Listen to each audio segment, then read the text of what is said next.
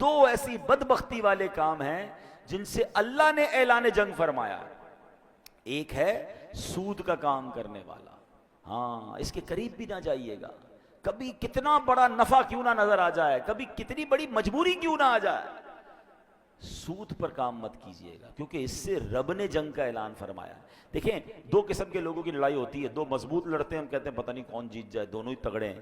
ایک کمزور اور ایک مضبوط ہو تو بندہ کہتا ہے یار لگتا تو یہی ہے مضبوط جیتے گا, مگر کیا پتہ کمزور آج اپنا کوئی داؤ لگا لے.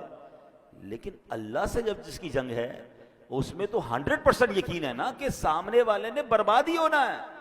میرے رب کی قدرت کا عالم یہ ہے کہ اللہ سے بہت سارے لوگوں نے جنگ کرنے کی کوشش کی. اللہ, اچھا دو قسم کے لوگ کون ہیں؟ ایک سود کا کام کرنے والا, ایک اللہ کے پیاروں سے, اللہ کے ولیوں سے دشمنی کرنے والا. تو جس نے اللہ کے ولیوں سے دشمنی کی, اللہ نے اس سے بھی اعلان جنگ فرمایا. تو آپ دیکھیں جب رب اپنی قدرت کا نظارہ دکھاتا ہے نا, تو نمرود نے خدائی کا دعویٰ کیا تھا, اللہ سے جنگ کی تھی نا, تو اللہ نے اس کو کوئی بہت بڑی چیز سے ہلاک نہیں کیا, اس کو مچھر سے ہلاک کر دیا.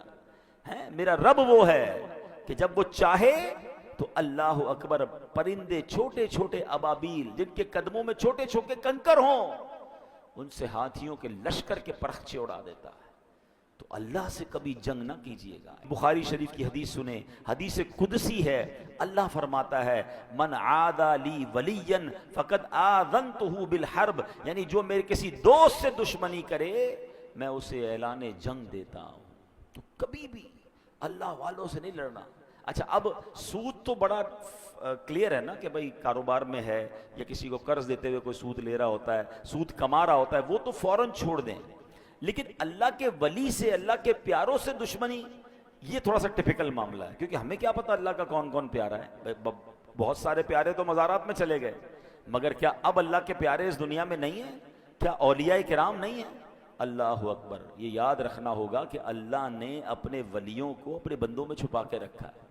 ہمیں نہیں پتا کہ ہمارے ساتھ نماز پڑھنے والا, برابر بیٹھنے والا, ہو سکتا ہے ہمارا ہی ملازم ہو اور اللہ کی بارگاہ میں اس کا کوئی بڑا مرتبہ ہو. تو اس کا مطلب یہ ہے کہ ہمیں سب سے پیار سے بات کرنی ہے. بلکہ حدیثوں میں تو ایسے ایسے الفاظ ملتے ہیں کہ کچھ لوگ ہوتے ہیں جن کے پرا گندہ بال ہوتے ہیں, میلے کچیلے کپڑے ہوتے ہیں, جن کو کوئی اپنی محفل میں نہیں بلاتا, وہ نہ آئے تو کوئی نوٹس نہیں کرتا, مگر اللہ کی بارگاہ میں ان کا وہ مقام ہوتا ہے کہ اگر وہ قسم اٹھا لیں کسی بات پر تو اللہ ان کی قسم کو پورا فرما دیتا ہے. ہمیں ایسے لوگوں سے زیادہ ڈرنا چاہیے جن کو کوئی نہ پوچھے نا کہ یار یہ تو بڑا عجیب سے کپڑے ہیں, میلے کچیلے ہیں, کوئی پرسنالٹی بھی نہیں ہے, کوئی بلا بھی نہیں رہا, کیا معلوم اللہ کی بارگاہ میں اس کا کیا مرتبہ ہے. تو آلویز سب کے ساتھ پیار سے, عزت سے, اس ڈر سے رہیں کہ اگر